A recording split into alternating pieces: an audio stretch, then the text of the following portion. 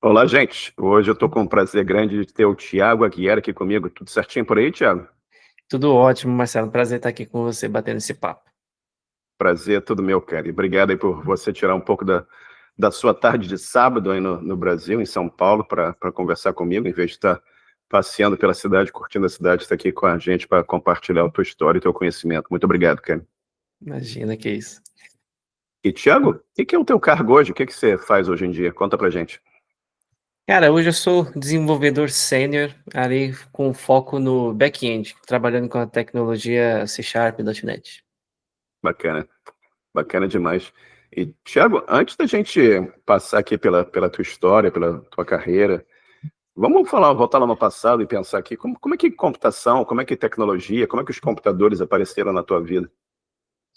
Cara, eu vou começar por tecnologia, que ainda é mais genérico, né? Você fala assim, como que isso apareceu na tua vida, me remete muita curiosidade de saber como as coisas funcionam, né? Então, sempre a gente volta nesse papo assim, bate um flashback de eu, por exemplo, programando a hora do micro-ondas, aprendendo ali a usar o micro-ondas, explicar para meus pais, aprendendo a colocar o canal certo na TV para poder fazer funcionar o videocassete ou videogame quando não tinha entrada a ver, né? Tinha que colocar na entrada da antena e botar no canal 3, né? Tem muita gente que nem vai lembrar disso. Então, também de desmontar brinquedos para tirar para entender aqueles brinquedos com pilha, sabe? Que tem o um motorzinho, desmontar Pois aquilo para entender como que aquilo funciona. Aí eu botava a pilha e via aquele motorzinho funcionando. Então me remete muito, tecnologia começa muito nesse sentido. Agora falando de computadores, meu primeiro contato com computação propriamente foi ali com os meus 13 anos, quando o meu pai me deu meu primeiro computador, ali com um trabalho muito suado, que vinha com kit multimídia e ainda ganhava uma impressora. Cara, é, você me fez pensar aqui que muita gente, algumas pessoas da nossa audiência aqui possivelmente jamais viram uma televisão com antena, né? E pessoal já é época do cabo, né? Não tem mais Sim. antena na televisão. E também videocassete, né? Muita gente jamais fez programou a gravação de um filme no videocassete. Incrível, incrível. Você trouxe uma época aqui bem interessante da vida das pessoas. Ainda bem que você não falou em televisão preto e branco, né? Aí não peguei essa fase. Pois é, eu peguei essa fase. Mas legal, cara. E como é que você falou que seu pai comprou o equipamento? Como é que a coisa evoluiu? Como é que você chegou assim e falou, pô, esse negócio aqui é interessante, isso aqui, pô, como é que que é esse negócio de programação? Isso apareceu ainda de uma forma independente ou você teve alguma exposição a isso em ensino básico, ensino médio? Como é que foi isso na tua vida? Cara, do momento que o computador entrou na minha vida até chegar a conhecer o que é programação foram alguns anos, né? Porque naquela época nem internet de escada eu tinha acesso, ainda estava Certo. aprendendo a entender o que era aquilo. Meus pais não sabiam o que era aquilo, essa história de o telefone ficar pendurado quando você está usando a internet, aquela coisa maluca. A gente estava descobrindo esse mundo, a internet também era outra, né? Por mais que eu estivesse ali, ainda era algo muito nichado. Então, a princípio, eu fiz um cursinho básico de informática, vamos dizer assim, onde eu realmente conheci ali o computador, alguns aspectos de hardware e também de software. E, assim, explorava tudo que o Windows Millennium tinha ao meu dispor, sem internet, que era desenhar a casinha no Paint e saber que se apagasse a pasta Win32 lá ia dar ruim. Então, era isso que se limitava ao meu conhecimento de computacional naquela época, né? Fazer um texto, uma planilha, essas coisas. E daí, para eu ter o meu primeiro contato com programação, porque até então, meu primeiro passo, assim, eu explorei tudo que eu conseguia de software, né, mas nunca me imaginei o que tinha por trás da construção de um software, né, que é esse conceito. O que eu consegui explorar ali a princípio foi hardware, né, eu comecei a abrir o computador, entender as peças e aquela coisa, e eu achava que ia trabalhar com isso, com manutenção de computadores. E aí foi o que, foi chegando ali a época do final do ensino médio, e aí todo mundo ali decidindo o que você vai fazer, tal, tal, tal. E aí eu não tinha muita certeza, mas eu sabia, meu futuro está envolvido com computação. Eu gosto É. disso e se eu puder ganhar minha vida com algo relacionado a isso, eu vou me dar por satisfeito. Mas o meu viés era hardware. Eu achei que eu ia ganhar vida com montagem e manutenção. Aí um amigo meu pegou e falou para mim de um curso técnico na ETEC, que rolava e tal, e ele ia fazer uma outra modalidade, eu acho que eletrônica, e ele falou para mim, cara, tem informática lá, técnica informática, por que você não faz? Que aí você vai conhecer mais coisa e tal, e aí quando você for para o mercado de trabalho, você já tem um técnico, e é legal antes da faculdade, até para saber, né, se realmente isso você quer. Eu falei, pô, legal. Fiz o curso, passei na provinha, deu certo, e lá eu cheguei achando que ia aprender hardware e descobri que existia software.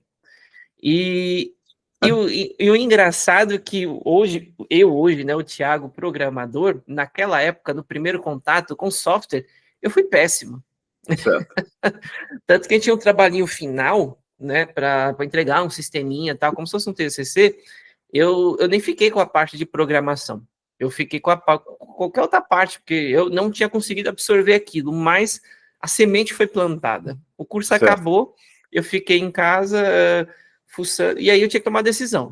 Meus pais falaram, poxa, né, você vai fazer uma faculdade, vai escolhe um curso aí e tal. E eu falei, o que eu escolho? E aí mudou minha cabeça. Eu comecei a olhar mais essa história de programação e ver muito mais potencial. E aí eu escolhi um curso tradicional de ciências da computação, e lá eu me aprofundei um pouco mais aí, e nesse segundo contato, apesar de não ter ido muito bem no primeiro, eu fui dando uma fuçadinha sozinho, comecei a programar em Delphi, né, ali o Pascal, Legal. e comecei a me aprofundar um pouquinho nesse meio tempo entre o término do técnico e o começo da graduação. E quando eu cheguei na graduação, vários conceitos que eu estava vendo pela segunda vez foi muito mais fácil de entender, né? Então, assim, o meu problema virou cálculo, né? Ali era outra história. Mas a quesito programação, banco de dados, essas coisas, virou a chave. Ficou muito mais fácil e foi ali onde eu tive a certeza. Não, é isso aqui, agora é isso que eu quero fazer. É interessante quantas pessoas que eu converso aqui que tiveram a exposição Turbo Pascal, Delphi, e eu inclusive, né? E interessante como essas ferramentas também foram assim o ponto de entrada de muitas pessoas nessa área de programação, né? Que acho que é uma fase de anos 90, o que seja, que tinha esse tipo de tecnologia disponível. E é bacana demais, é sempre bacana ver como é que a coisa vai evoluindo para as pessoas. Mas como é que foi a tua graduação? Onde é que você estudou? O que você pode contar sobre essa fase da vida aí pra gente? Cara, foi uma fase difícil, que eu lembro com certo carinho, mas que, cara, foi muito, muito suor e lágrimas, assim, porque eu fiz na universidade, eu fiz na Unip, né, Universidade Paulista aqui. Quem é de São Paulo vai saber, ali eu fiz na unidade da Marquês de São Vicente, ali perto da Barra Funda. E cara, foi assim, porque eu consegui, acho que talvez eu estou antecipando um pouquinho a pauta, né, mas o que dificultou também?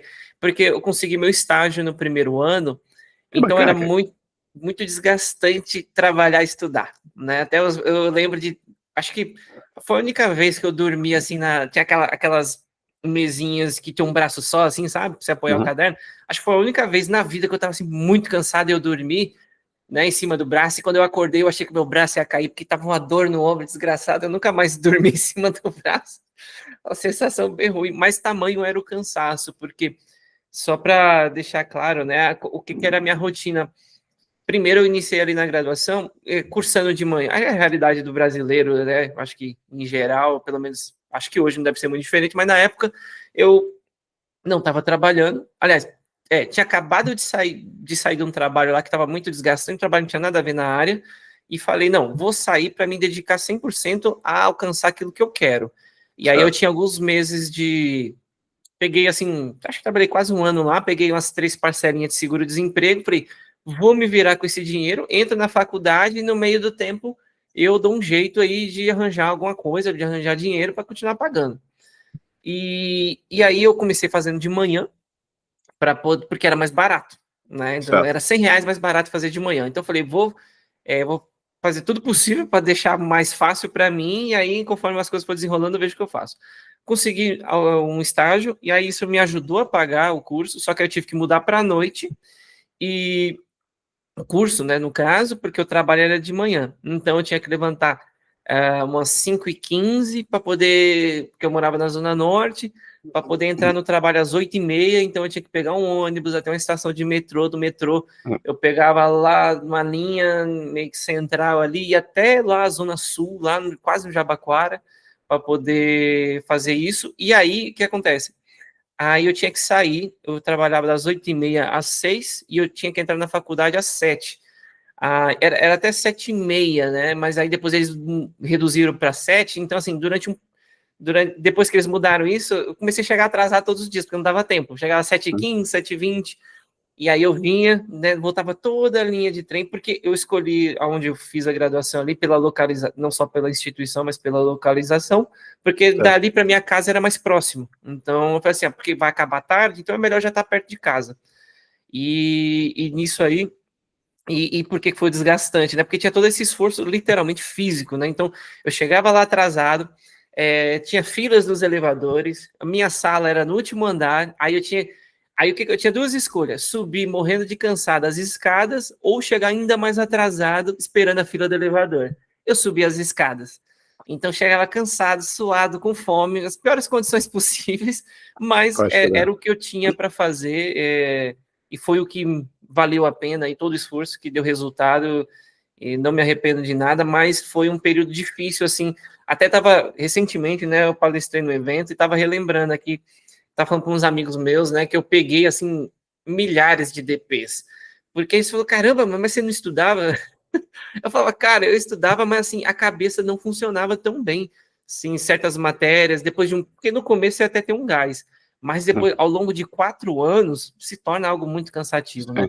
Então, assim, eu lembro que durante esse período, eu peguei várias DPs, mas eu falei assim, mas eu tinha o meu trabalho, eu me esforçava, né? Eu acho que, porque o pessoal às vezes acha assim que, o cara é programador, tem de tecnologia, todo mundo é super gênio, é muito bom em matemática.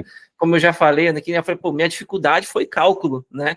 Às vezes você fala para mim, perguntar uma tabuada aí, dependendo da qual for, tem um delay. Mas acho que o mais importante, né, é ter a lógica ali, o bom senso, vários conceitos aí também fundamentais da informática e da programação, que esses fazem a diferença. Claro que se você for excelente em cálculo, maravilha, melhor para você. Mas essas foram algumas das dificuldades aí desse período, mas que, enfim, eu acho que valeu muito a pena. Sensacional. É o tal do cálculo diferencial integral, né? Cálculo de treliça, assim, né? Não é o cálculo renal, né? Mas dói tanto quanto, eu acho. Dói bastante, dói bastante. Mas e aí, como é que evoluiu a faculdade até você chegar? Você estava no estágio e eventualmente você chegou no teu primeiro emprego, né? E já foi como programador, ou como é que foi essa chegada? Como é que o primeiro emprego surgiu na tua vida depois do estágio? Eu fui efetivado no meu estágio. Então, assim, ao longo Legal. do primeiro ano, eu passei um ano ali buscando, eu falei, o que vier é lucro, né? Não tenho nada. Então, comecei a fazer várias entrevistas, né? Muitos não me chamam, né? É engraçado, eu vejo o pessoal muito falando sobre isso hoje, né? Mas é assim desde sempre, né? Não tem muita novidade. Eu acho que em um mês de verdade, teve dias que eu fazia 3 entrevistas, assim, sabe? Eu lembro que teve dia que eu faltei em aula, eu chegava atrasado, porque eu tinha que fazer uma logística, tipo, não dava para dizer não, aparecia oportunidade, eu tinha que me virar para fazer acontecer. Era a oportunidade, podia ser o meu sim.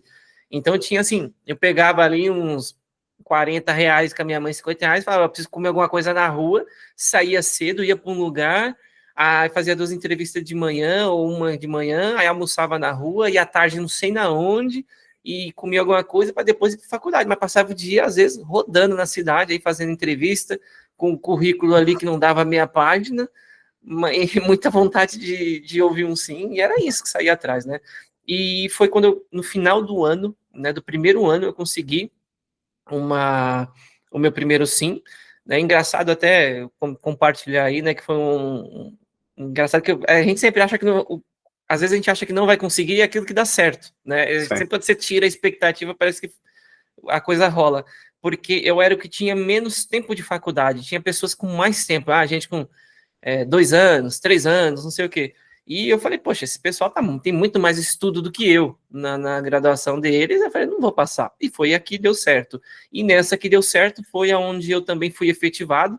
Ali, né, eu passei para trabalhar em dezembro. Em agosto do ano seguinte, eu fui efetivado e foi onde eu fiquei ali por quase 4 anos. E já Caramba. foi em programação, né? Te respondendo ali com um Delphi. E nessa primeira oportunidade também foi onde eles estavam fazendo uma migração para C Sharp. E era um RP que eles tinham. E aí foi onde eu conheci também as duas tecnologias. Bacana demais, cara. E você teve aí várias oportunidades. O estágio, a efetivação no primeiro emprego, né? Teve exposição para o Delphi e o Pascal. E, eventualmente, uma migração para .NET e C Sharp também, né? Aprender um monte de coisa. E legal. Você ficou lá quase 4 anos, que você falou, né? Isso. Bacana. E como é que... O primeiro emprego é sempre interessante, naquela batalha que você não tem experiência e tal, mas como é que foi a passagem para o segundo emprego? Como é que a vida evoluiu? Porque às vezes o pessoal fala, pô, é difícil entrar no primeiro, mas às vezes é mais difícil ainda ir para o segundo, né? E a partir daí, em geral, são conhecimentos, são oportunidades, pessoas que já trabalharam com você, que a gente tem uma recomendação. Como é que funcionou isso para você? Como é que foi essa evolução da tua carreira até você chegar nos dias de hoje? Cara, foi um contraste muito grande. Isso aí eu nunca tinha pensado de você falando aí. O segundo, realmente, o segundo foi mais difícil. Eu vou explicar, foi mais difícil, cara. Perdão, não deveria rir. Porque assim, o primeiro, a dificuldade foi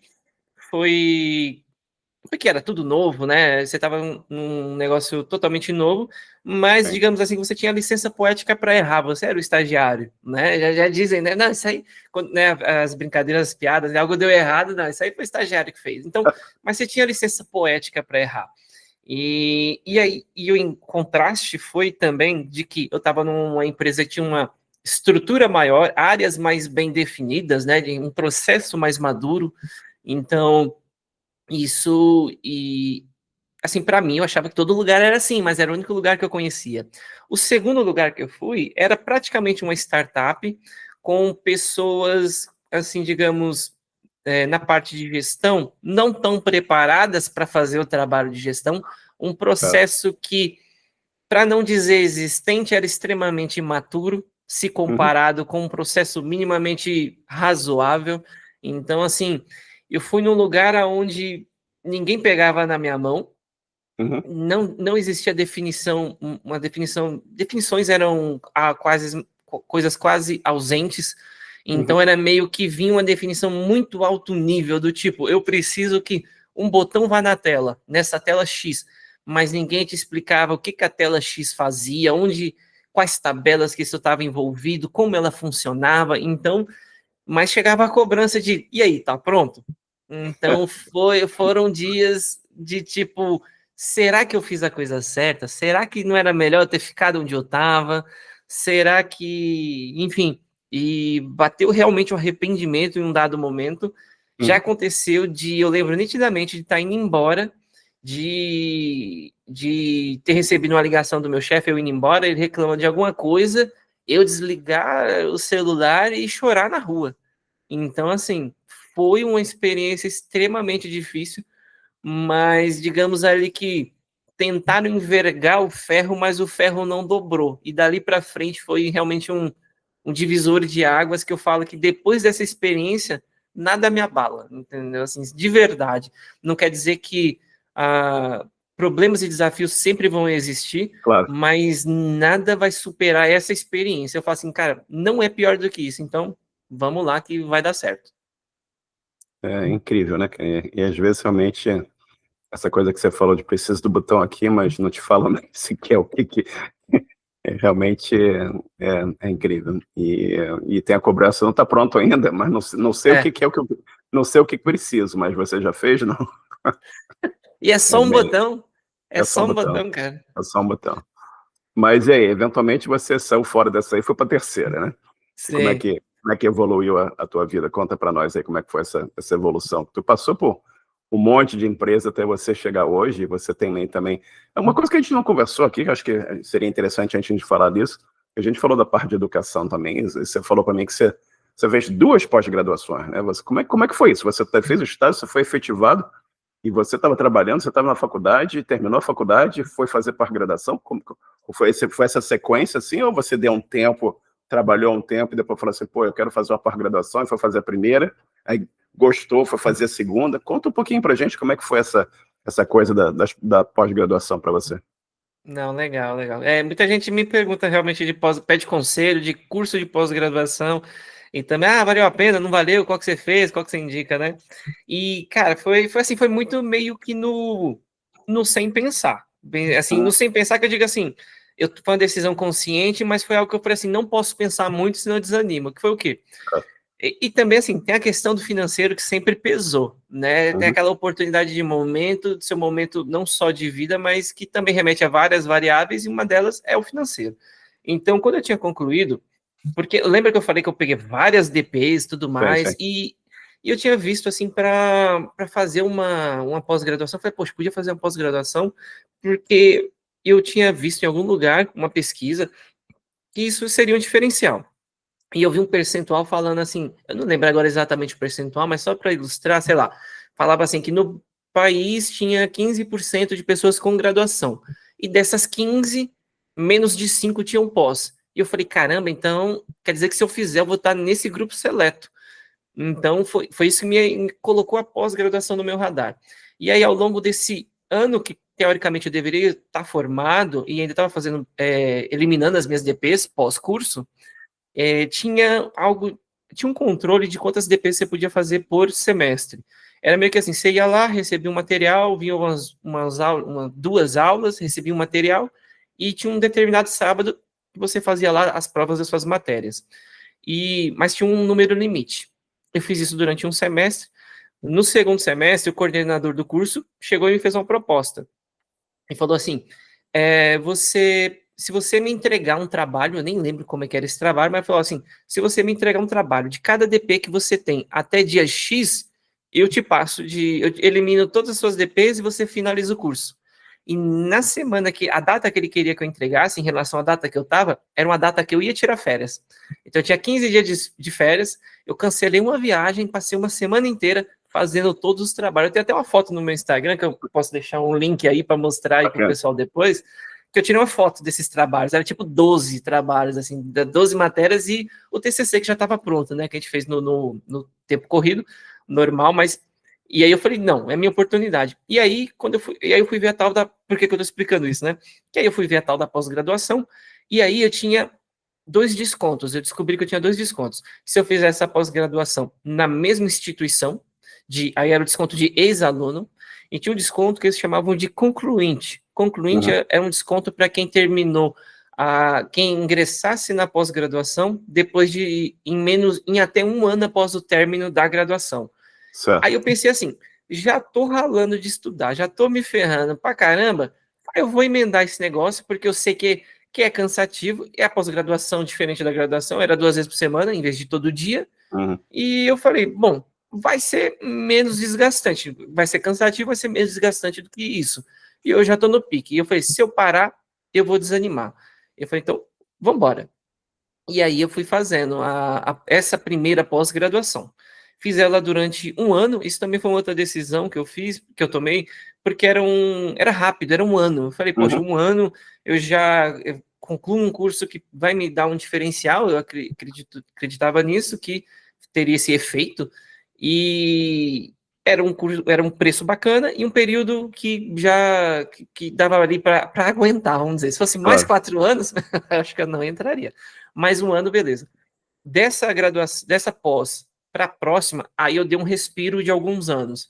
Aí eu só fiz a outra pós-graduação realmente por causa de uma oportunidade muito bacana, era totalmente online e eu estava trabalhando numa empresa onde essa empresa comprou a instituição, que acho que era um antigo, chamava Instituto IGTI. Eles tinham bootcamps, várias coisas, e aí, pode falar o nome da empresa? Claro que pode. Na época eu estava trabalhando na XP Investimentos, e aí ele comprou essa instituição e virou a XP Educação, e eles colocaram também cursos do setor financeiro e tal, e manteram também essa parte de tecnologia, adicionaram mais coisas. Então, eu tinha um baita de um desconto. Então, assim, eu vi de novo uma outra oportunidade aí falei, poxa, é online, é uma oportunidade que eu tenho de pagar num preço bacana, e eu já olhava para o Instituto IGTI, só que o preço era um pouco elevado para o que eu tinha disponível no momento. Com o desconto, aí eu falei, não, é agora ou nunca. Aí foi o que me motivou a tomar essa segunda decisão aí de uma outra pós-graduação. Bacana demais, cara. E a pós foi em que área? Após a primeira foi, assim, resumo, tem um nome bonito, mas é alguns princípios, mais uma parte mais voltada para aplicações web, mas é uma parte mais não tão técnica, não foi um curso tão técnico, foi um curso mais voltado para uma parte mais teórica, de tipo, servidor, de problemas assim que aplicações geralmente web possam enfrentar, tipo, segurança da informação, algumas outras coisas assim que no dia a dia, talvez como desenvolvedor, você não tem essa preocupação ou não passa tanto pela sua cabeça. E a outra foi de arquitetura de software. Ali, então a gente teve abordagens, coisas ali que abordavam cloud, abordavam banco de dados em nuvem, tudo muito voltado para nuvem, assim. Certo. Bacana. Bacana demais. E como é que foi essa experiência de trabalhar para a XP? Conta pra gente aqui. Cara, foi bem puxado, é um mercado financeiro, ainda mais, eu acho que eu caí no setor do mercado financeiro mais acirrado, assim, mais loucura possível, porque eu caí numa plataforma de day trade. Então, assim, você quer um negócio mais urgente do que day trade? Então, assim, era tipo, eram coisas do tipo, se para quem não conhece day trade, né, só dá um norte, né, quem já deve ter visto uma imagem de pessoas olhando os gráficos que fica atualizando aquelas coisas da bolsa, né, o número sobe, desce. Então, numa fração de segundos, você pode perder ou ganhar muito dinheiro, né? Então, qualquer falha custa muito caro. Então, assim, já aconteceu a plataforma travou, a pessoa deixou de ganhar X valor, ela comprovou que foi uma falha da ferramenta, né, que tinha que executar uma ordem no momento X, não executou, ela perdeu de ganhar tanto, e a empresa tem que arcar com esse valor. Então, é muita responsabilidade. Eu acho que só perde mesmo para o segmento onde envolve vida, né, Claro. um sistema muito mais crítico. Mas eu acho que depois, abaixo de vida, dói mais, assim, realmente é o setor financeiro, e foi algo muito desafiador, algo que eu aprendi muito ali sobre comunicação, transmissão de dados em tempo real, justamente por causa, tem tudo a ver, né? Então a gente estava vendo outras formas de fazer isso, justamente para contornar coisas, assim, foi realmente expandiu muito o conhecimento em vários aspectos. Então a introdução de tecnologias como cache, entender de alta disponibilidade, de fallback, né? Cai um serviço, mas eu tenho que ter outro, né? Tem que ter outro ali para suprir aquilo. Coisas do tipo, foi a primeira vez que eu ouvi falar sobre DR, né? Disaster Recovery, que tipo, tinha o teste de Disaster Recovery, né? Falei, se eu desligar isso aqui, o que acontece? Então, tinha momentos que o pessoal desligava coisas críticas em momento de produção para ver se o negócio continuava de pé. Então, assim, eram momentos desafiadores também, mas de muito aprendizado, bem interessante. O mercado financeiro é desafiador não só pela parte técnica, em questão de disponibilidade, nessa questão também de mexer com o bolso das pessoas, mas também de conceito de negócio, né? Que querendo ou não, a gente fala de programar, você não precisa ser um especialista, né? Como a gente já está acostumado, geralmente a gente tem uma figura que entende do negócio e a gente conversa, existe um trabalho ali, mas sempre vai existir um trabalho mínimo seu de entender a regra de negócio. Não tem como você, que nem tinha aqui, agora eu já não lembro mais o nome das ordens, né? Mas tinha lá o nome de uma ordem lá, XPTO. Cara, se você não entende como uma ordem faz, não tem como você dar manutenção naquilo, não minimamente. Então era desafiador em vários aspectos, mas foi um aprendizado e um período muito legal também. Você tem que entender não só da programação, você tem que entender a natureza do business também, do negócio, né? Como é que a coisa funciona para você poder ser mais efetivo no que você tá fazendo. Mas aí eu vi aqui que você foi, eu acho que foi um trabalho de freelance, você trabalha como roteirista, é o nome da empresa? Como é que foi isso? É o cargo. Teve um período, né? Aconteceu enfim, um layoff aí que atingiram várias empresas. A XP também fez o seu, acabei sendo atingido. E aí, durante um período, eu fiz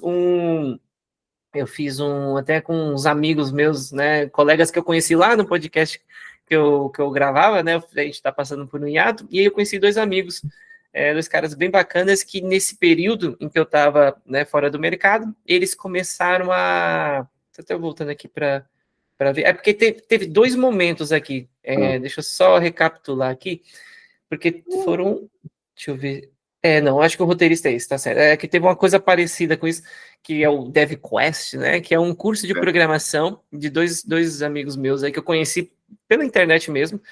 Certo. E eles me chamaram e falaram: olha, a gente viu que você tá aí, né, sem trabalhar e tal, eu acho que é um bom momento seu também. E aí me chamaram para ter um trabalho aí de escrever, meramente escrever o roteiro de algumas aulas aí voltado para back-end relacionado a Node, né? E aí eu expliquei para eles, olha, eu não conheço Node, mas acho que consigo. Eu falei, se você quiser fazer um experimento aí, a gente fez, deu certo, né? Foi só um período aí de 4 meses até eu arranjar ali um outro trabalho. Então, durante esse período, eu fiz esse freelance aí. Bacana demais, cara.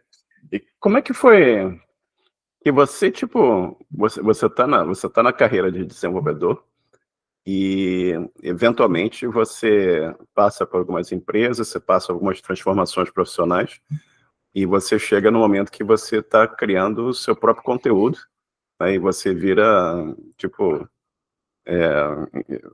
você tem o seu business, né? Você tem o seu negócio, você é a produção de conteúdo. Como é que foi essa transição para você? Como é que você chegou até isso? Cara, isso é legal porque o que resultou, né? A produção de conteúdo começou na minha vida, o planejamento, né? Até a execução foi um período bem longo, que era.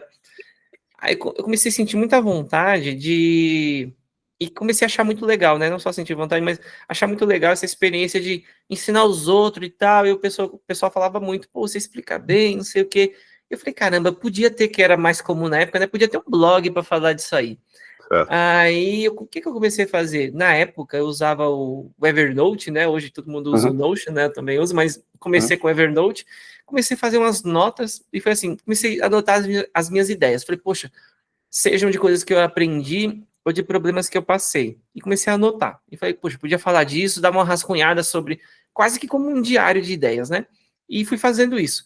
Mas eu não tinha tempo hábil para fazer isso, né? Tava fazendo nessa época que eu comecei a ter essa ideia, tava fazendo a pós-graduação, tava meio cansado também, né? Exigia, por mais que eram presencialmente, né? Eu tinha que estar lá 2 vezes por semana, mas exigia um estudo por fora e eu deixei ali o projeto na sua fase embrionária. Aí, isso a gente está falando ali mais ou menos 2015. Eu surgiu a oportunidade lá para meados de 2021, não, é um pouquinho antes da XP, quando a gente entrou para o modelo remoto, por causa da pandemia e tudo mais. E aí eu me vi em casa, em vez de acordar 5h30, eu podia acordar 8h30 para entrar às 9h, e quando dava às 18 horas, eu estava em casa. Eu não tinha mais que pegar trem nem ônibus. Eu falei, certo. primeira coisa, eu falei, maravilhoso, posso descansar. Descansei. Depois eu falei, cara, eu tinha aquele tempo, posso descansar, mas eu posso fazer outra coisa também. Uhum, Então foi onde eu vi a oportunidade. Eu falei, vou tirar aquela ideia do blog do papel. Mas aí, na pandemia, teve um boom de canais do YouTube e tal. claro. E eu falei, vou gravar um vídeo, tá todo mundo gravando Uhum, vídeo. Falei, decidi, então, começar o meu canal. E aí, todas aquelas ideias de que seriam artigos, posts num blog, eu transformei em roteiro de vídeo. Então, fiz lá a minha organização e comecei, então, o meu projeto ali de compartilhar conteúdo, ali do meu jeito, aprendendo, me virando com o que tinha, né? Ninguém nunca se orgulha muito do seu primeiro vídeo, mas eu deixo ele lá para comparar, para ver realmente. Melhorei, e que bom que isso aconteceu. Mas foi dessa forma que nasceu nasceu o canal, que hoje eu chamo de Aguiar Dev, né, que é o meu canal uhum, principal, onde eu falo ali é, com foco para pessoas que são iniciantes, ali na parte mais técnica, onde eu trago ali tutorial, explico algum bacana. conceito, algum projeto mais simples, né? Aquela famosa calculadora, um to-do list. Então, esse é o meu foco principal hoje, mas também tem um lado mais opinativo. Eu também trago ali alguma coisa, às vezes alguma notícia, alguma coisa, Uhum, alguma situação do dia a dia, algo mais voltado a mercado ou carreira. E aí né, de praxe, algum vídeo, alguma piadinha ali num vídeo curto, né? Até deixar o link aí também, pessoal, ver, tem um vídeo, eu não sei, sinceramente, eu nem acho tão engraçado assim, mas eu não sei por que as pessoas gostaram muito, sinceramente, de novo que ele tá falando da expectativa, não botei fé nenhuma, mas recentemente tem um vídeo meu aí que do nada bateu mais de 100 mil visualização, que é da comparação do back-end e front-end, e é tipo assim, eu tenho, para quem não sabe, né, mas depois pode aí, eu vou deixar os links das redes no final, vai lá no Instagram, eu tenho o link do meu setup. Eu sou o cara da NASA aqui, o pessoal brinca, né, que eu tenho 3 monitores aqui. E aí eu tirei uma foto assim de frente, eu programando, né? Um videozinho eu programando e falando assim, ó, front-end é isso. Aí eu filmei ao contrário, um monte de fio, um monte de coisa bagunça e tal. Eu falei, esse aqui é o back-end. E aí a galera, assim, de um período para frente explodiu, né? Mas enfim, é só uma piadinha aí também. E aí tem outros projetinhos também de compartilhamento, de compartilhar conhecimento, que era o podcast, que é o Aguiar Dev Talks, que é um outro canal que eu fiz com um amigo durante um período. A gente passou por um hiato, mas acredito que na publicação desse programa a gente já vai ter voltado. A gente está se organizando aí para fazer em formato de lives, e aí a gente elimina o trabalho da edição, que era algo que estava consumindo o nosso tempo aí. Bacana demais, cara. E essa analogia que você fez aí do back-end sendo os fios e o front-end sendo o que você vê no monitor é bem bacana, porque tem muito disso também, né? Mas é sempre interessante ver o que as pessoas acham interessante, né? Eu acho que é aquilo que a gente estava conversando antes de a gente começar a gravar. Tem tantas perguntas, né? As pessoas que têm interesse na área elas têm tanta dificuldade, que é uma área enorme, né, cara? Você, no começo aqui do nosso papo, você falou que você foi estudar informática, né? É o termo que usava há um tempo atrás. Se você pensar nisso, é basicamente como você disse assim, eu vou estudar medicina. Porra, medicina você tem 300 milhões de especializações diferentes. A mesma coisa essa nossa área aqui, né? Você tem 1 zilhão de especializações diferentes, né? Às vezes alguém que sabe de tudo. Infelizmente não existe isso, né? E eu acho, Marcelo, que tem até um grau de complexidade acima, não menosprezando medicina ou qualquer outra, mas é uma área muito abstrata, né? Você dá dá um inspecionar de um site e fala, olha, isso aqui que é o site na prática. A pessoa olha, não entende nada, é igual olhar um escrito em grego. Então, eu acho que a camada que afasta e assusta algumas pessoas é justamente por ser algo abstrato. E também, cara, as mudanças acontecem muito rapidamente, né? Eu tenho quase 40 anos de área, né? Imagina a quantidade de tecnologias e metodologias que eu já vi surgir e desaparecer, que ninguém usa mais. Todo santo dia, só framework JavaScript são as 5 milhões, 432 frameworks diferentes, né? Enquanto que medicina, novamente, sem desprezar o trabalho do pessoal da área, uma artéria continua sendo artéria, né? Mas, obviamente que a tecnologia vai evoluindo, tem coisas que você vai usar, e DNA, e um monte de inovações, mas eu acho que a velocidade que essa área de informática muda é absurdamente grande, né? E você está sempre nadando para... Você está sempre... O que é interessante nessa área também é que você está sempre aprendendo, né, cara? Se você gosta de aprender, você está constantemente tendo a oportunidade de aprender alguma coisa interessante, diferente. Se você não gosta de aprender, você está na área errada. Exatamente, exatamente. Tá ferrado. Mas conta um pouco mais, Gui. Você continua trabalhando no seu canal, mas você também continua trabalhando como desenvolvedor .NET Senior hoje, né? Você está na... Como é que chama o nome da empresa aqui? Red Harbor? Isso, é Red Harbor, eles chamam. Na verdade, é um grupo que comprou, né? Tem algumas empresas aí de baixo, comprou o InfoJobs, que é um site de vagas aí e tudo mais, que eu acho que é bem conhecido. Bom, eu trabalho... Você quer saber mais de hoje em dia, né? Como é que tem sido? Isso, conta para mim. Bom, hoje em dia, né, continuo aí com a produção de conteúdo meramente por amor, porque não é algo que hoje ainda não tem retorno financeiro. Se tiver algum dia aí, maravilhoso, mas não é necessariamente o meu objetivo, mas se puder ter esse retorno vai ser legal. Mas hoje eu trabalho continuo aí, me encontrei no back-end, já atuei um pouco de front-end, mas não totalmente dedicado, né, aquele famoso full stack, mas se pedir para alinhar uma div, você arrega, mas é esse full stack aí. Mas, enfim, então, hoje tenho trabalhado aí focado no back-end, então os desafios que eu tenho enfrentado e os que eu particularmente mais gosto estão voltados muito à modernização de aplicações. Então, assim, poxa, isso aqui é feito de um jeito, a gente tem que melhorar, ou está muito redundante, ou não faz mais sentido ser assim.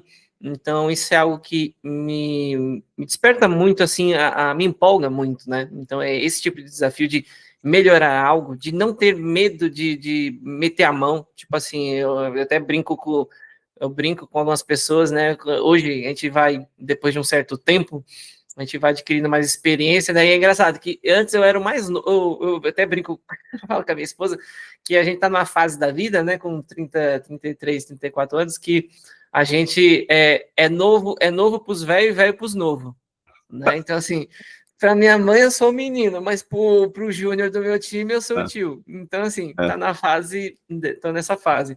Mas eu começo a perceber. Ih, cara, perdi um pouquinho o fio da meada aqui que eu ia falar que eu dei risada. Da idade.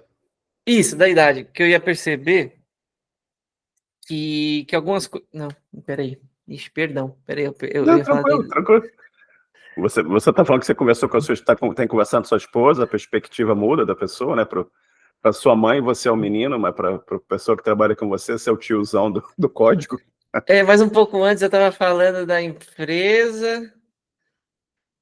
O que eu falei um pouquinho antes mesmo? Ai, deu Você branco. falou dos desafios de mudar e você não tem que enfiar a mão, entender e mudar e tal. Ah, lembrei, obrigado. Aí é um negócio, por que eu expliquei isso, né? Porque aí agora eu consigo, né, ter pessoas mais jovens e aí eles acabam se inspirando, e eu sempre digo um ditado que eu aprendi um dia com uma pessoa, que eu não lembro aqui, mas foi alguma figura muito importante aí, eu acho que até feminina da área, que falou assim, que eu prefiro, em resumo, não foi literalmente isso, né, mas eu prefiro pedir desculpa do que pedir licença, né, que acho que até acho que é uma mulher muito famosa, programadora da área até militar, eu não lembro, teve um papel muito importante, fugiu o nome dela aqui, mas aí o que significa, né? Que eu até falei, que eu lembrei, eu estou citando isso porque eu falo, não, que eu gosto de meter a mão no código, não tenho medo, que é tipo isso aí, né? Eu lembro uma vez que eu vi coisas simples, mas que fazem a diferença, tipo, a gente estava desenvolvendo um negócio relacionado a feature flag num sistema, e tinha um lugar que era um arquivo de constantes, onde tinha a string lá definida. E aí tinha outros lugares que o pessoal estava usando a string direto no código. Só que até aí, eu já não acho muito legal, mas se não se repetisse, beleza. Mas eu reparei que aquela string fixa estava repetindo. Aí eu falei, caramba, já tem o lugar do arquivo de constantes. Aí eu adicionei a minha e peguei a de todo mundo e botei lá. E antes de fazer isso, eu tinha uma decisão, né? Só um exemplo simples, mas eu sei que se eu chegasse para o meu chefe, e talvez na maioria dos casos, eu faria isso, falasse, olha, eu vi isso aqui, você não acha que seria legal eu já pegar e mover isso para lá? Não era o meu trabalho.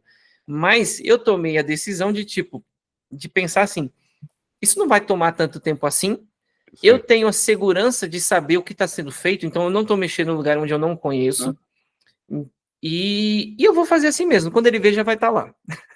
Ele até, quando subiu o pull request para ele revisar, ele pegou e falou assim, mas por que tem tanto arquivo aqui, Thiago, não sei o que e tal, e ele olhou, aí eu falei, não, é porque eu fiz isso, isso, isso, aí ele falou, nossa, cara, mas aí tem que já estava num nível que não dá, se ele pedisse para eu voltar atrás, e eu sabia que ele não ia pedir, ia gastar mais tempo, então, assim, são coisas do jogo, então eu tomei uma decisão com risco, digamos, um risco que já era esperado, um risco que eu julgava razoável, e botei ali, que eu falei assim, se der alguma coisa errada, não vai travar nada, não vai cair o mundo, mas eu tinha segurança, e fiz, então, eu acho que é legal isso também, de você não poder ter, de você não ter medo, né, tem gente que tem muito medo, e aí eu também puxo um outro assunto que eu gosto muito, que de uns tempos para cá eu faço e sempre indico, que eu acho que assim, muda a vida de quem trabalha com essa abordagem, que é de testes,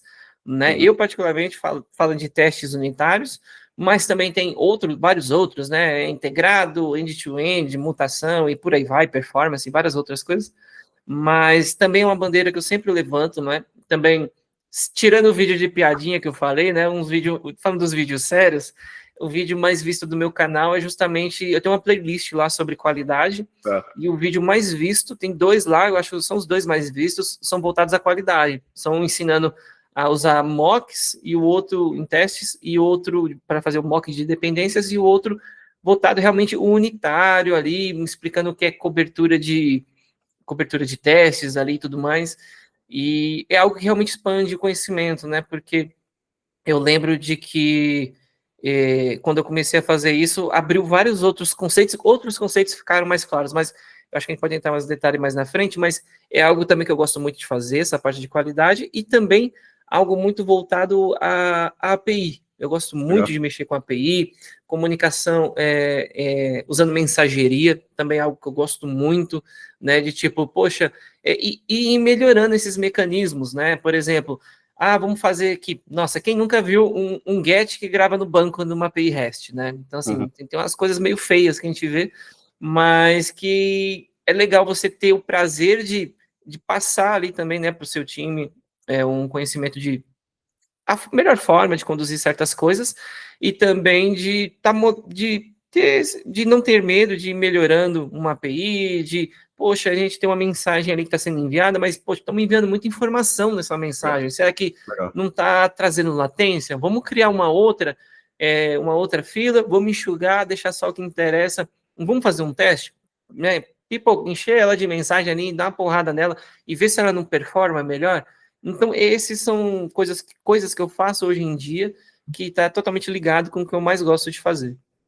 Bacana demais. Agora a pergunta que não quer calar aqui, o seu chefe aprovou o pull request? Aprovou, e deu certo, hein? Que bom, que bom. Cara, um assunto que está todo mundo falando hoje é AI, né? Inteligência artificial. Como é que você está vendo a evolução da AI e como é que está sendo o impacto no seu trabalho e na experiência das pessoas em torno de você? Cara, é transformador. Eu acho que essa é a palavra que define, né? Nunca se falou tanto, né? Eu acho que a IA nunca teve tão na palma da mão das pessoas, né? A IA, por si só, não é algo novo, mas como ela é hoje, é realmente totalmente diferente. Como a sua acessibilidade, essa parte a gente tem hoje agentes, né? Esse outro nível, mas a forma, eu acho que o que transformou foi o tal do chat, né? O chat por IA é algo que realmente transforma a experiência no dia a dia, desde eu ali como desenvolvedor, como uma pessoa comum que que sobe um resultado do exame e diz que precisa de uma dieta para poder controlar o colesterol que está alto. Então, assim, é algo que não afeta só a gente técnico, né? Afeta a pessoa, entre aspas, comum, né? Meu pai, minha mãe, aí que podem estar usando a IA para poder fazer esse tipo de coisa. Mas uma coisa que eu vejo que realmente muda a nossa forma de trabalhar, e a gente entra não tem como, acho que, entrar naquela famoso assunto do IA vai acabar com os dev júniors, vai substituir profissões. E assim, eu acho, minha opinião, a IA é uma ferramenta para impulsionar o trabalho de bons desenvolvedores. Quem vai ser substituído, isso eu não tenho a menor dúvida, é quem deixa a IA fazer o trabalho da pessoa, por ela. Um exemplo que eu quero dizer, porque nós como humanos temos erros, mas a IA também não é perfeita. E é justamente essa, eu acho que é a falha de algumas pessoas. Cara, tem um terrorismo, tem o engajamento, do mesmo jeito que tem o terrorismo alimentar, que diz que ovo mata, né, e por aí vai, essas coisas, né? Mas na IA a mesma coisa. Tem gente que só tá aí querendo ganhar like e receber engajamento e fica soltando algumas pérolas, mas na minha opinião não vai. Por quê? Por exemplo, ontem mesmo eu tive um caso onde nós temos hoje, por algumas circunstâncias, 2 bancos de dados com a mesma estrutura. A gente mantém isso porque um dia a gente vai fazer, em breve, uma migração para todo mundo usar um só. Né? Foi uma fusão de 2 sistemas, tá? Um usava um, outro usava outro, e aí parte de um público está centrado seus dados em um banco e o outro em outro banco. Então a gente mantém as mesmas estruturas para que um dia haja o tombamento adequado. Dito isso, o que eu fiz? A gente desenvolveu uma lógica para que a gente gera um arquivo, um relatório, e envia esse relatório por e-mail. E para diminuir a carga da geração, processamento, tanto da geração de arquivo, quanto também para poder buscar os dados para compor esse arquivo, que pode ser uma fonte ou N fontes, né? Eu posso estar buscando num SQL Server, no Elasticsearch, numa API, então assim, a gente tem várias possibilidades. Então a gente pensou o seguinte: se um usuário entrar com os mesmos parâmetros de busca, num período de até 1 hora, vamos usar o mesmo arquivo e não gerar um novo. Então, eu nem faço a consulta no banco e nem faço processamento para gerar o arquivo. Beleza. E aí, mas a gente grava lá um registro no banco de dados falando, ó, usuário X solicitou um arquivo com esses parâmetros, e lá a gente grava lá uma referência que aponta para esse arquivo que está no storage aí da nuvem. E aí, o que a gente faz? A gente consulta na tabela se existe um outro registro com esses mesmos filtros e faz um cálculo de hora, que foi inserido em até 1 hora atrás. E esse cálculo de hora, eu fiz direto, eu poderia fazer a consulta um pouco mais, digamos, bruta, só pelos filtros, e na aplicação fazer o cálculo da data. Só que eu preferi fazer no banco, para já trazer o que eu quero pronto. Isso é uma decisão minha. E aí, o que aconteceu? Como a gente tem um banco de dados SQL Server e MySQL, a função de cálculo de data é específica, então elas ficaram diferentes. E aí um colega meu, abraço Vinícius, se você estiver vendo isso aí, ó, deu certo, né? Que é o seguinte, ele falou, ele ficou em dúvida, na verdade, que foi assim, cara, isso que você fez no MySQL, eu acho que não funciona. Certo.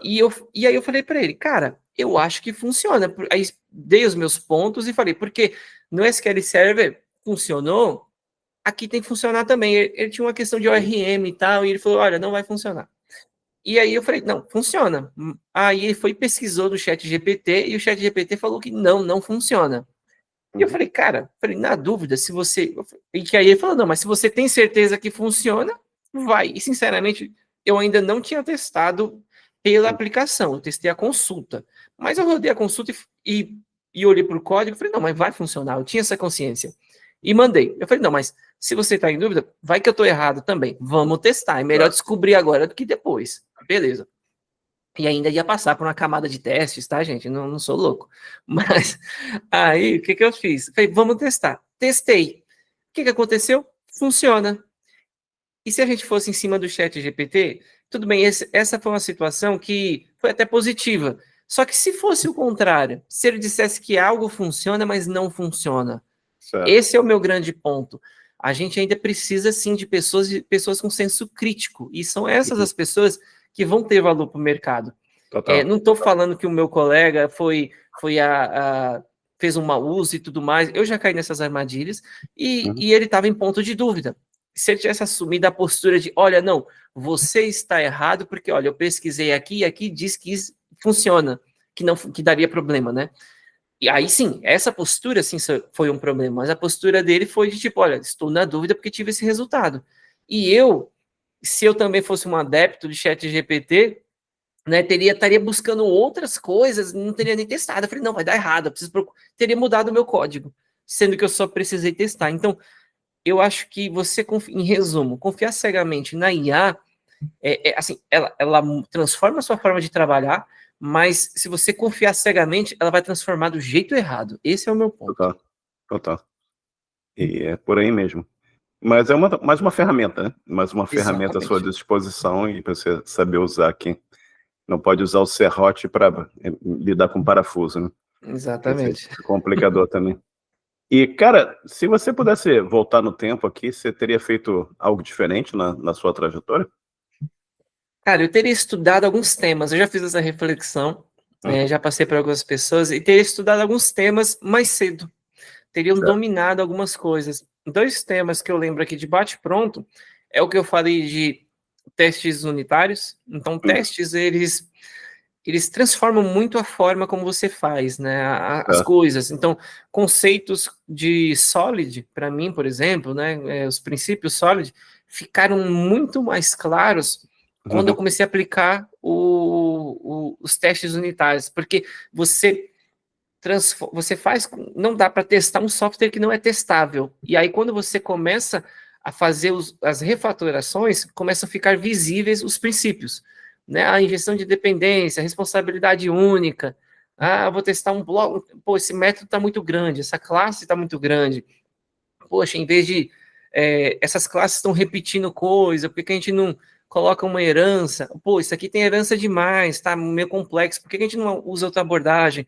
Então, esses foram conceitos que me abriram a mente e eu acho que deram, acho que de tempos em tempos na carreira isso acontece, e foi que deu eu acho que um ganho, assim, de experiência ali, e realmente deu, sabe quando o gráfico, ele tá vindo numa crescente e ele dá uma acentuada, esse é um momento de acentuada em experiência, não só conhecimento técnico ali, propriamente, que você estuda, mas de aprendizado do dia a dia, que realmente fez diferença. E um outro assunto que eu acho que eu também estudaria, que apesar de parecer simples, mas como você falou, tem muita gente que quer entrar na área, e tem muita gente que entra na área e ainda assim continua com outros assuntos que parecem um bichinho meio esquisito, é entender um pouco como funciona uma linha de comando, né? Então, assim, eu acho que realmente você não precisa ser o cara que vai decorar todos os comandos de um Git, por exemplo, mas entender que existe um mundo de ferramentas que faz sentido usar ali na linha de comando, né? Que nem as pessoas às vezes até tem gente que assim, existem os dois extremos que eu acho que não é saudável. Tem gente que fala assim, que prega que não, só a linha de comando presta, que é boa e é o que funciona. Na minha opinião, assim, eu vou sempre pelo viés da produtividade. Então, por exemplo, sou desenvolvedor do .NET, eu uso o Visual Studio e tem um botão lá que é algo que eu faço diariamente, que eu faço com um botão que por debaixo dos panos são 3 comandos. Cara, para que toda vez que eu for fazer isso, eu vou fazer na linha de comando? Se você quer fazer, ok, tudo bem, vai funcionar e tudo bem. Mas eu acho que do ponto de vista de produtividade, isso vale a pena usar a ferramenta visual. Claro que eu acho que você é obrigado a saber o que está acontecendo por debaixo. É diferente. Você vai, não, vou viver, tipo, tirou a ideia, você não sabe resolver? Não, não é esse o meu ponto. E justamente porque existe o contrário. Tem coisas que o Visual Studio não faz, e aí você só vai resolver na linha de comando, falando especificamente do Git, né? Então, realmente é tipo, saiba, domine, mas olhando para a produtividade, veja onde faz sentido usar um ou outro. Esse é o meu grande ponto. Essa coisa do IDE é mais ou menos como faltar luz em casa, o cara não sabe que tem a vela que ele pode acender para usar, né? Exatamente. E, Thiago, o que você trabalha com conteúdo, você produz seu conteúdo, você trabalha como desenvolvedor, mas o que você acha que você faria hoje se você não tivesse enveredado por essa área de tecnologia, essa área de programação? Tem alguma área assim que te interessa, que você acha, pô, se eu não estivesse fazendo isso, eu estaria fazendo essa outra coisa hoje em dia? Sim, cara, eu voltando lá, né, do sentido do início, quando você me perguntou, de curiosidade, de entender muito como as coisas funcionam, algo que eu acho que principalmente os homens vão se identificar, né, aquele vídeo de ver não sei se você já teve essa sensação de ver aquele vídeo de uma máquina funcionando, ou aqueles negócios de engenharia, aqueles vídeos curtinhos, ou aqueles negócios de uma coisa muito besta, eu vou falar, talvez a pessoa não ache a menor graça, mas tipo aquela máquina que vai construindo os elos da corrente, vai, empurra um negócio, dobra, empurra outro negócio. Então eu olho para aquilo e falo assim, caramba, mano, como será que isso funciona? Olha que legal, vem aquele... Eu lembro de eu indo também, o Marcelo, no dentista, e eu olhando, eu nunca tive medo de dentista, né? Sempre fui uma criança nesse sentido corajosa, e eu olhava para o dentista, eu achava aquela mesa dele, na cadeira onde você senta, eu achava aquilo muito louco, porque eu olhava assim, olha, ele aperta o botãozinho daquela broca maldita que vai me furar, mas ele aperta o botão, funciona. Ele aperta aquele negócio, sai água, mas eu tô vendo um reservatório de água, então o caninho desce e vai para lá, ele aperta um botão que acende a luz, e ele aperta outro que a cadeira sobe, desce, tem um mecanismo. Então, essa curiosidade de entender como mecanismos funcionam, que eu acho que moveria, que me faz atrair por outras profissões. E aonde que eu vejo isso, né? Coisas que me despertam interesse. Que seria propriamente, eu acho que uma parte mais de eletrônica, né? Que nem eu falei de manutenção de computadores, ou qualquer tipo de equipamento eletrônico. Eu acho que se não fosse a programação, isso me despertaria muito interesse, né? Eu tenho até um ferrinho de solda aqui, nunca brinquei com placa, né, de circuito, mas eu acho legal isso. Um dia quero fazer alguma coisa do gênero, assim como um hobby mesmo, ou também partindo para uma outra coisa um pouquinho mais longe de tecnologia, mas não deixa de ser é a mecânica, engenharia mecânica. Eu acho muito legal, tipo, como um carro funciona como um todo, né, desde a parte elétrica, e não só a parte elétrica, mas também ali o motor também, né? Ah, poxa, tem o cilindro, tem o pistão, que acontece a explosão da vela, empurra o pistão para baixo, que gira, vira brequim, não sei o que, tudo mais. Tem um motor que não tem pistão, que é por rotação, tem um rotacionador. Essas coisas assim que esses mecanismos e como eles funcionam é algo que sempre me desperta a curiosidade e eu acho que me identificaria nessas profissões por causa desse tipo de viés. E, cara, bacana demais. E YouTube e quantidade de conteúdo que você tem nessa área, você quiser lidar com robótica, automação, Arduino, cara, é tanta coisa, né? Muita Tanto coisa. conteúdo. E eu lembro do começo da minha carreira, 40 anos atrás, era difícil arrumar um livro, né, em português, ou mesmo em inglês, era caríssimo. Hoje você tem conteúdo de tudo que você possa pensar, imaginar, escrito, vídeo, TikTok, videozinho curto, vídeos longos, é impressionante isso. E, cara, você fala em conteúdo, né, e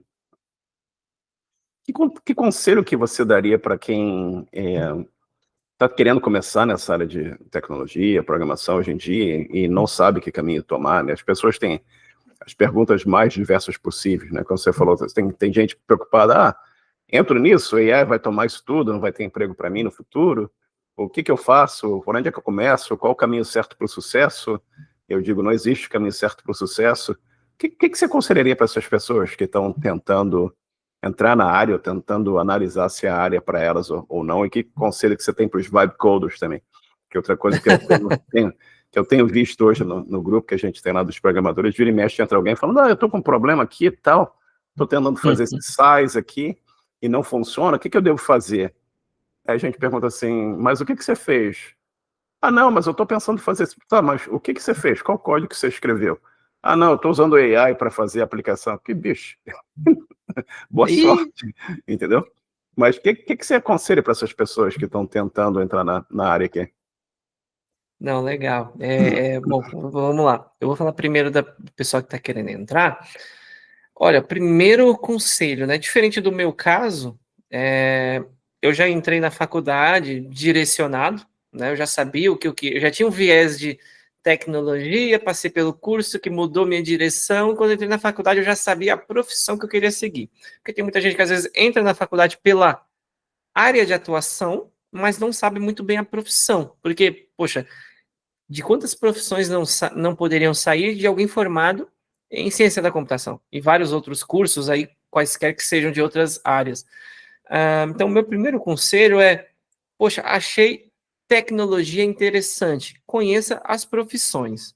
Né? Eu tenho até fazer um jabazinho, tem um vídeo no meu canal onde eu abordo, assim, algumas profissões da área justamente para responder essa pergunta que você fez. E eu trouxe pessoas que atuam com aquilo propriamente, tipo, o cara é desenvolvedor Android, porque todo mundo acha de, eu desenvolvo aplicativo web, eu vou para Android, é tudo igual, né, é só um botão, aquela história, não, faz um app aqui para mim, você que faz uma página web, sabe? Pô, beleza, não é a mesma coisa de começar do zero, mas não é literalmente a mesma coisa, é uma outra abordagem, mas o meu conselho, conheça as profissões e relacionado à área de tecnologia, não existe só programação.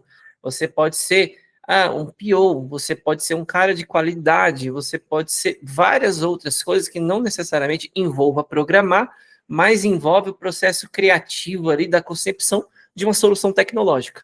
Né? Então, tem uma profissão que eu descobri, né, acho que foi a última assim, que eu descobri, que é UX Writer, que não é tão nova assim, mas que eu tive pouco contato e eu acho muito interessante existir uma profissão justamente para pensar nos textos, como isso se comunica, né? Será que isso aqui está... Porque, vamos ser bem sinceros, né?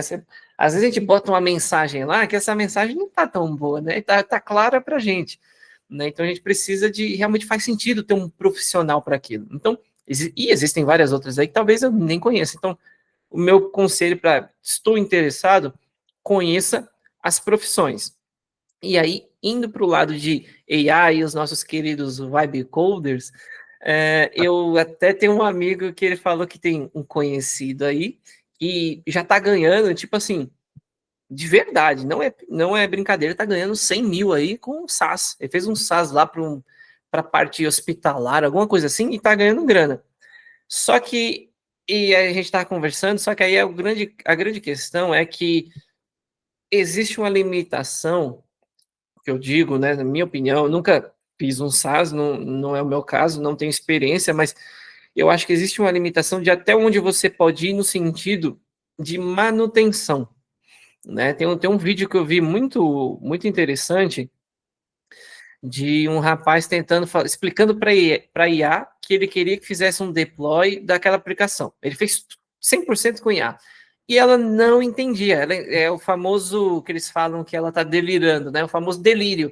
Você está falando, é igual quando você fala para um. Quantas vezes eu acho que alguém já teve, eu já tive essa experiência, de você vai tentar gerar uma imagem, e você fala, eu quero uma imagem com a pessoa com a blusa vermelha, né? Que você tá, e aí entra num delírio que ele não faz vermelho. Você fala, cara, blusa vermelha, a blusa que a pessoa tá usando, e ele não faz. Aí ele faz duas pessoas com a blusa vermelha. Você fala, eu quero uma, aí a blusa volta a ser roxo. Então, assim, acredito que a IA vai melhorar, mas do mesmo jeito que uma pessoa erra, a IA erra também. E se você. Só que a grande questão é: se você está contando só com a IA, 100% com a IA, aí é complexo, né? Eu até vi um post de alguém falando assim: ah, como é que eu debugo o código da IA? E a pessoa fala assim: não, você não debuga. E eu falei: peraí, então, peraí. Então eu vou confiar, porque se as pessoas têm. Eu acho que as pessoas estão se empolgando demais. Porque se você tem dificuldade de confiar num semelhante que é um outro humano, você vai confiar numa máquina, entendeu? 100%. Então, eu acho que tá faltando um pouco do bom senso na hora Uhum. de se empolgar. Total. Você pode construir coisas que realmente vão ser transformadoras, vão ser lucrativas, mas eu acho que você fica colocar tudo isso na mão da IA, de aplicações dependendo da sua complexidade, que nem, sei lá, você vai fazer aquele sistema que é baseado no crudizão, que no máximo ele emite uma nota fiscal, tipo o controle de caixa de uma padaria, alguma coisa assim. Eu acho que maravilhoso. Você tem algumas outras. Existe uma esfera de soluções que eu acho que o Vibe Code pode resolver. Ainda assim, pode correr certos riscos. Mas eu acho que é um contexto de negócio mais controlado. Agora, imagina você quer construir um iFood, um Uber, usando o Vibe Code. Aí você vou ter que falar na boa e velha gíria aqui de São Paulo, aí você tá me tirando, né? Não vai rolar. Uhum. Exato, cara. Mas enfim, é interessante, divertido. Eu acho que é fantástico para te explicar coisas também, tá? Tipo, você entra no Codebase, que você não conhece nada, você fala assim, explica para mim esse Codebase, o que que faz, Nossa, que isso aí é sensacional, entendeu? Como você tivesse a pessoa que maravilhoso. escreveu o código explicando algumas coisas para você, né? Isso é bem legal. E Eu com me lembro paciência infinita. Exatamente. Eu me lembro, eu estava até conversando com um amigo meu semana passada, eu me lembro do meu segundo emprego, eu cheguei lá para dar manutenção no código que outra pessoa tinha escrito, eu abri o programa, era um programa em Basic, né, linguagem de programação das antigas aqui. Eu olhava assim, cara, era uma coisa horrorosa. O cara escrevia o programa todo numa linha, basicamente, e você não entendia absolutamente nada da loja que estava ali. Então, a AI te ajudando a entender o que está escrito é sensacional. Mas, mudando um pouco de assunto aqui, o que você gosta de fazer quando você não está na frente do computador? Cara, legal a pergunta. Bom, eu sempre comento, né, de vez em quando eu posto uma foto meio aleatória lá no Instagram, né, que o Instagram, eu tenho um pessoal, né, mas eu tenho um da rede social, e às vezes eu posto alguma coisa com viés ali mostrando o profissional, mas não sendo profissional, que é, porque a vida não se resume só a programar, como você falou, tem esse Claro, viés de, poxa, eu preciso realmente estar me atualizando, estar me estudando, mas eu preciso também ter um momento para mim, eu não claro. posso, eu vivo, tipo, eu trabalho para viver, eu não vivo para trabalhar. Né? Então, esse é o ponto. Você quer ser um ótimo profissional. Se você quer ser o melhor profissional que tem, realmente vai ter um custo. Né? Mas eu acho que tudo também tem um começo, meio e fim. Mas, enfim, o que eu gosto de estar fazendo geralmente aí quando eu não estou programando, eu gosto muito de é, jogar um pouco de videogame, gosto de passear, poxa, dar uma voltinha no shopping, tomar um sorvete, gosto de tocar bateria, de estudar um pouco de bateria, estudar acho que outras coisas que também não seja aí voltada à programação também é muito legal, que nem você falou, a gente falou de eletrônica, né? Eu até lembrei de uma ideia, eu ainda vou fazer isso aí um dia, que eu tenho duas ideias bem bacanas que envolvem realmente alguma coisa física, né? Que envolveria desenvolver uma outra habilidade, que é desenvolver um sensor, apesar que alguém já deve ter o equipamento próprio para isso, né? Mas um negócio que me quebra as pernas é quando acaba a água da cafeteira e eu vou usar a cápsula, e aí a água acaba no meio e eu falo, caramba, quanto de água que eu boto agora para botar o resto do café da cápsula? Porque se você botar pouco vai ficar muito forte, se você botar muito vai ficar aguado. Então eu pensei num sensorzinho para colocar no reservatório de água que acusasse num aplicativo quando a água está baixa, né? Mas sei lá, talvez cafeteiras mais modernas já tenham isso. Uma outra coisa que eu tinha pensado era de um dispositivo mas é mais para estudar, né? Seria mais para aprender, que seria um dispositivo que controlaria a luz de uma fita de LED em relação à temperatura. O que é a ideia? Se é um dia frio, ela vai fazer o oposto com cores quentes para dar aquela sensação no ambiente. E o contrário, poxa, tá um dia quente, cor mais fria, para poder dar essa sensação. Então, são projetinhos assim que você fala assim, um dia quando, sei lá, eu aposentar, não sei, eu farei, ou um dia que eu tiver muito saco cheio de tudo, quiser mudar, eu faço. Outra coisa também que eu acho que eu gosto de fazer também hoje em dia é atividade física, né? Eu aprendi a gostar, hoje posso falar que eu gosto, né? Dado os seus hiatos ao longo da minha vida, por uma série de coisas, eu acho que hoje, principalmente por estar trabalhando de casa, 100% remoto, então é algo que eu consigo fazer com uma certa frequência, que eu desenvolvi gosto, então hoje eu tenho a questão da saúde, mas posso dizer que eu faço por prazer, gosto muito disso. E, enfim, também algumas mais atividades ao ar livre, assim, juntar um pessoal, bater uma bolinha de um vôlei, ou às vezes juntar também um pessoal para jogar um videogame ali, mas pessoalmente, né? Eu tenho essa coisa do online, eu nunca fui muito fã de jogar online, né? Eu gosto muito de jogar, né? Mas eu prefiro jogar com a galera, prefiro pôr o dedo na cara e zoar, falar assim, lá, na sua cara. Então, gosto de reunir, assim, com amigos, parentes e jogar alguma coisa, dar risada, esse tipo de coisa. Bacana demais. Acho que, de uma certa forma, você respondeu um pouco da próxima pergunta aqui, que eu ia perguntar se você tem alguma dica de livro, música, filme, ou qualquer outra coisa que você gosta de fazer. A parte do que você gosta de fazer, acho que você já explicou aqui, mas tem alguma dica de livro, música, ou qualquer jogos, ou qualquer outra coisa que você queira recomendar aqui para a nossa audiência? Isso sem ser do mundo técnico? Qualquer coisa. Mundo técnico ou não técnico, o que seja. Eu vou falar uma de cada, então, de algumas coisas. Eu acho que, assim, de livro, eu vou falar dois livros que eu gosto muito de viés técnico, que é um é mais virado para negócio, um que chama, eu posso o link para ter certinho aí, para as pessoas precisar ouvir o meu inglês maravilhoso, mas eu acho, se eu não me engano, o título é As Upstarts, né, que conta a história da Uber e do Airbnb, que aconteceram na mesma época, e traz um viés de negócio que às vezes a gente fala muito hoje, né, de como um funcionário de uma empresa já estabelecida, a gente fala muito sobre, poxa, não é legal fazer hora extra, né, ninguém gosta de passar por certos problemas, mas para uma empresa se tornar uma empresa, existem certos sacrifícios, né, que acontecem no começo, que às vezes ninguém vê quem chega depois. E que um belo dia resolve fazer uma empresa achando que vai ser mil maravilha, né? Não, eu já sei, mas tem de várias outras habilidades que você precisa para criar algo que você nem sabe que precisa, né? E que às vezes você também não é bom e precisa de alguém, né? Não é que você não vai conseguir por causa disso. Às vezes não é o teu foco, mas você pode sim em conjunto com alguém. Principalmente o diferencial, né? Você ter ao seu lado principalmente pessoas que são bons naquilo que você não é. Então, esse é um livro que me trouxe esse viés, eu achei muito legal.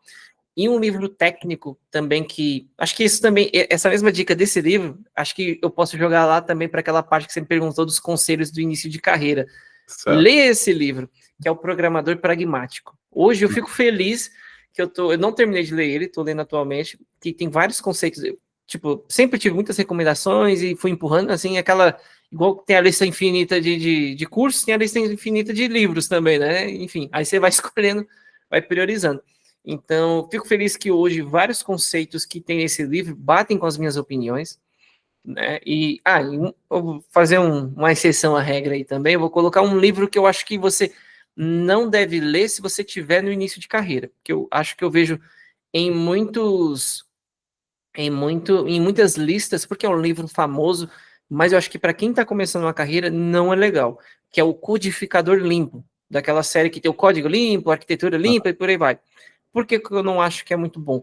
Porque a pessoa que escreveu o livro lá, que eu esqueci o nome do autor, muito famoso, e algumas pessoas vão me condenar, mas é porque eu acho que a pessoa que escreveu estava condicionado num momento de carreira muito diferente do que uma pessoa que está entrando no mercado tá.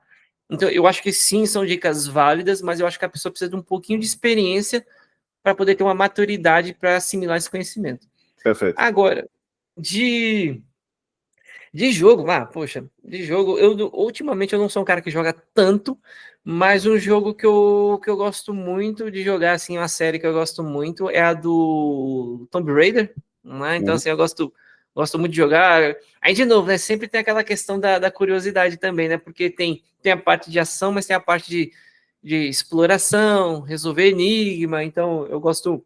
Até algo assim, que é algo meu, né, que eu aplico, que eu não gosto de repetir coisas. Então, assim, eu não gosto desde trabalhar em empresas que eu já trabalhei, isso é uma regra minha, pessoal, quem quiser fazer, né, não estou dizendo que isso é errado ou certo.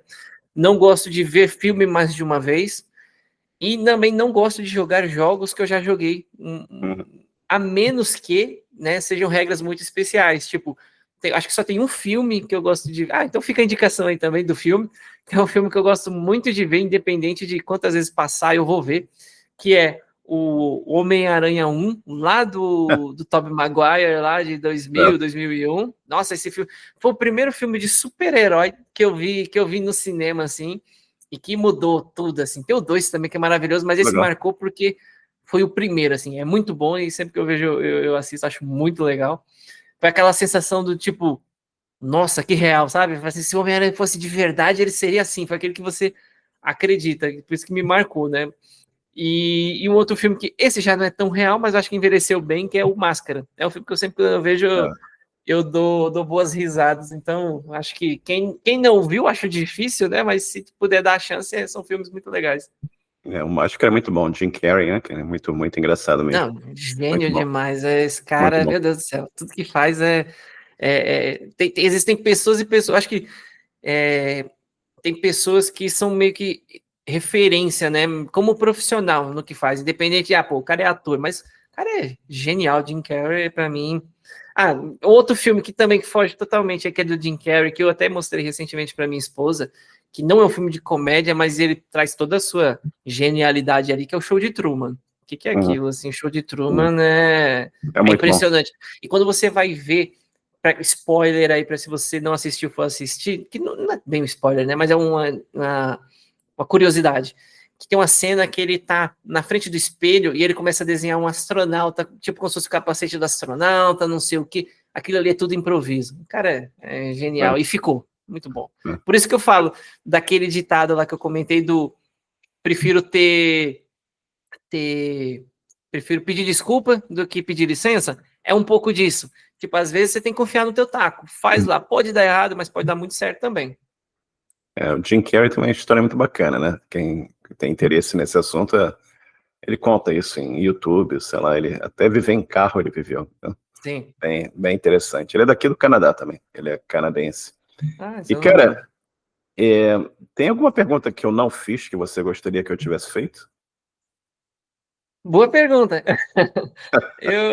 Lembro, pensando rápido aqui, cara, eu acho que não. Acho que a gente passou aí, eu acho que por os principais tópicos. Na verdade, a gente falou até de coisas diferentes, que eu acho que eu não tenho geralmente o costume de falar. Foi um papo bem legal. Eu acho que de verdade, acho que eu não tenho nada a acrescentar. Que ótimo. E, cara, para quem quiser acompanhar o teu trabalho, rede social, LinkedIn, divulga o que você quiser divulgar. Repete, por favor, o nome do teu canal, Instagram, o que você quiser compartilhar aqui, por favor. Não, beleza.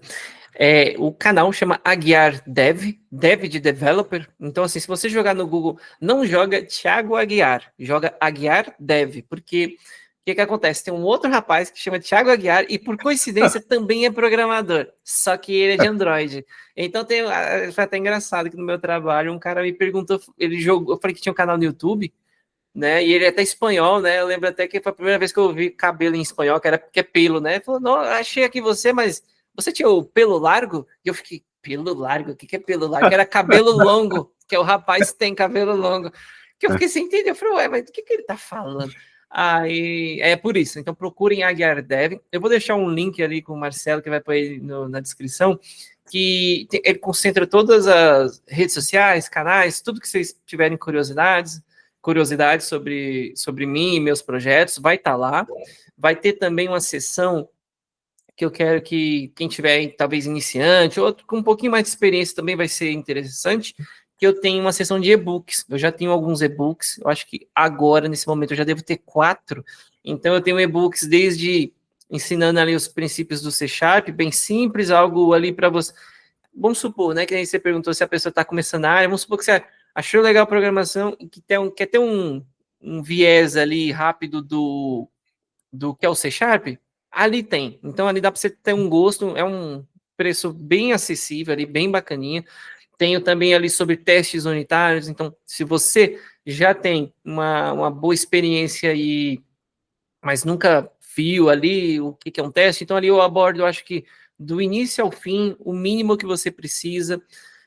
Também tem um sobre injeção de dependência. Eu resolvi fazer isso porque eu não conhecia o conceito e para entender deu um trabalho quando eu vi isso pela primeira vez. Então eu acho que eu consegui ali traduzir de uma forma bem legal. E eu tenho um que eu acho que é o último, que é o sobre LinkedIn para desenvolvedores. Eu vejo muitas gafes no LinkedIn. Assim, com o pessoal colocando coisa no lugar errado, enfim. Assim, e aí depois não acha vaga, e entra naquele discurso, não tem vaga, não sou chamado, mas será que você está se expondo, certo? Né? Querendo ou não, o LinkedIn é a nossa maior vitrine. Você tem outros canais que você pode se arranjar, não se resume ao LinkedIn, mas querendo ou não, gente, o LinkedIn é porque o LinkedIn não é só um job site, ele é uma rede social com viés profissional. Então primeiro passo é você ter um perfil ali minimamente bem preenchido, e eu passo ali no e-book explicando todos os pontos ali.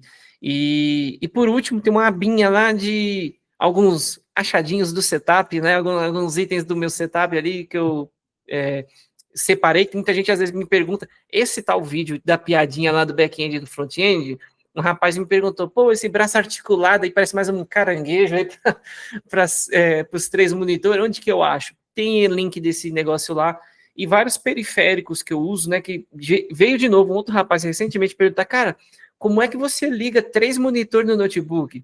Né? Então, eu explico, eu tenho lá o dispositivo que eu uso, então tudo que tem no meu setup que vocês viram nesse vídeo, vão ver nesse vídeo, ou alguma outra foto, né, que às vezes eu posto lá no Instagram, tem tudo lá, vocês encontram, e aí vocês ainda conseguem dar um apoio aí pro canal, né, que é um link de afiliado lá na Amazon, e aí reverte um dinheirinho aqui que vai ser investido no canal. Então, é isso aí, resumindo. Bacana demais, cara. E, Thiago, a gente está aqui quase 1h30 conversando, e eu queria novamente tirar um minuto aqui para te agradecer por você tirar uma parte da tua tarde de sábado aí no Brasil para conversar comigo e compartilhar aqui a história da tua carreira, todo o teu conhecimento e as recomendações diversas que você deu para a nossa audiência aqui. Muito obrigado pelo teu tempo, tudo de bom para ti. Prazer enorme conversar com você. Fica mais 2 minutos comigo que a gente conversa offline aqui. Maravilha, Marcelo, muito obrigado aí pelo convite, e se alguém, né, quiser trocar ideia, fica à vontade para mandar uma mensagem aí, seja qual for a rede social, de preferência manda no LinkedIn, que acho que eu vou ver mais fácil, que eu acesso mais, a rede social está mais sob gestão de outra pessoa, mas o LinkedIn sou eu mesmo ali geralmente, então fica à vontade para trocar ideia e conversar sobre tecnologia, carreira, vai ser o maior prazer. E mais uma vez também, Marcelo, obrigado pelo convite, o papo foi bem completo, bem legal. Obrigado a você. Um abração, cara. Valeu.